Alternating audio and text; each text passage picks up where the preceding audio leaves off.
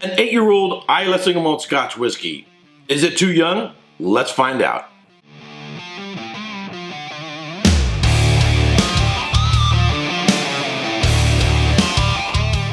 Welcome to another episode of Erik Wait Whiskey Studies, and in this video I'm going to do a review of the Lagavulin 8-year-old Islay single malt Scotch whiskey. Now, I've been to the distillery. I brought back a few special bottles. I reviewed the Lagavulin Jazz, a Fish Ale edition. I actually have a distiller's a special edition coming up shortly after this one. I've reviewed the 16-year-old and a 12-year-old cask strength. But this is my first time doing the Lagavulin 8-year-old. Matt at Erik Whiskey, this is one of his favorite whiskeys. So I'm really looking forward to getting into this. Now, one of the things I think would really help you understand this whiskey and how to, I think, judge it fairly, is if you've had peated new make, or we say in the United States, we call it a white dog. I have had a peated new make from Annandale Distillery and off of the Isle of Arran. This is from Lag, the sister distillery of Arran, Isle of Arran Distillery, also known as La Cranza. Because what I'm finding in this whiskey, and I've got it down below the shoulder now, is at least from the neck pour, you immediately recognize at least an echo of that peated new make.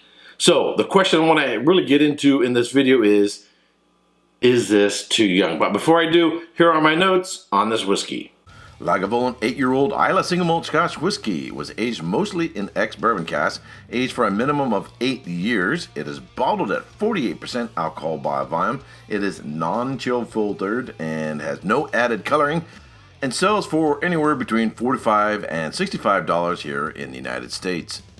So obviously a matter of personal preference comes to play in here, whether you think it's too young or not. But I would say definitely from the neck pour, I was immediately like, whoa, this is really young. Very spirity. The peat is also, I would say, a little bit more intense. The smoke is a little bit more intense as well for a Lagavulin comparison to other Lagavulins.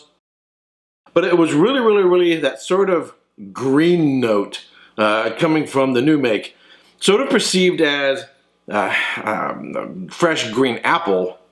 But as you get past the neck and as it opens up, pour some in the glass, let it sit there for a while, I find that the smoke character sort of becomes a little bit more integrated into the spirit, and it'll sort of mask a little bit of that youthfulness of the whiskey. Now, of course, whether an 8-year-old is too young is completely dependent on the climate. You know, 8 years in Texas is a lot of time, and you're going to very much mature your whiskey in Texas.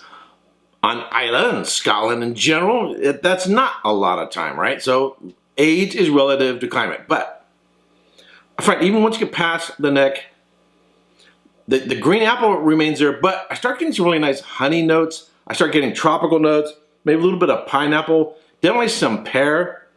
And what I find is this whiskey is probably, out of all the Lagavulins I've had, it is the most fruity of all of them. And as you get past the shoulder, the immaturity of the spirit starts to become masked by the peat and the smoke, and it becomes a much more enjoyable dram. Very fresh, very lively, medium bodied, nice long finish.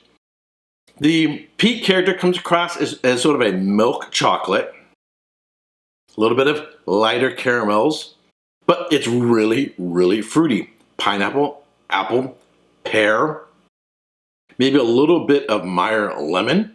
On the back end, I'm getting the vanilla, and the sort of chocolate notes linger. Now, it's a really different whiskey now than it was when I first poured it. Now, if you've been following me for a while, you've heard me say this many times, don't ever judge a whiskey by a neck pour. So I like it now. Before, I was a little bit, I was sort of like a little disappointed in it, but I'm liking it a lot more. Now, what am I going to give this in terms of a score? Recognize, if you're a Lagavulin fan, you may have a completely different opinion and view of this whiskey than I do. Oh, by the way, this originally was released in 2016 as a 200th anniversary celebration, and then it became part of the core range. This is not that particular bottle. So if you look online, a lot of the bottles you see, a lot of the reviews you'll see will be of the 2016 release. I prefer the other Lagavulins. I prefer more maturity. I prefer more age. I prefer the 16. I definitely prefer the 12s. I've had the 2016 and 2017 of the 12. Of course, that is higher ABV. So, of the core range, this is not my favorite. I've also reviewed the 11-year-old Nick Offerman. I like the 11-year-old Nick Offerman edition more than this one. So this one is not my favorite, but I still think it's very, very, very, very good. What am I going to give it as a score? I'm going to give it a solid 88 points. 88 points. I think it needs more time, but if you are in the mood for something fresher, a little more fruity, you're not looking for something that's as briny as some of the other Islay, particularly Southern Islay peated whiskeys. If that's not what you're looking for, then you may like this even more than I do. Alrighty, so if you've had the Lagavulin 8-year-old, I would like to hear, what do you think of it? What's your opinion of it? Do you agree with me? Do you disagree with me? Let me know what you think. Have you ever had a peated new make, right? You might be actually at an advantage if you haven't had a peated new make, because you're not going to immediately see the correlation between the new make and this whiskey. But if you have had it, then immediately I get that sort of recognition going on there. Alrighty, that's it for this review. If you subscribe to this channel, well, thank you very much. If you haven't yet subscribed, would you like watching my videos? I would greatly appreciate it if you would subscribe. And if you want to be notified when I go live or post a new video, you're going to want to ring that bell. And until next time, cheers. Hey, don't forget to subscribe and check out these other whiskey videos.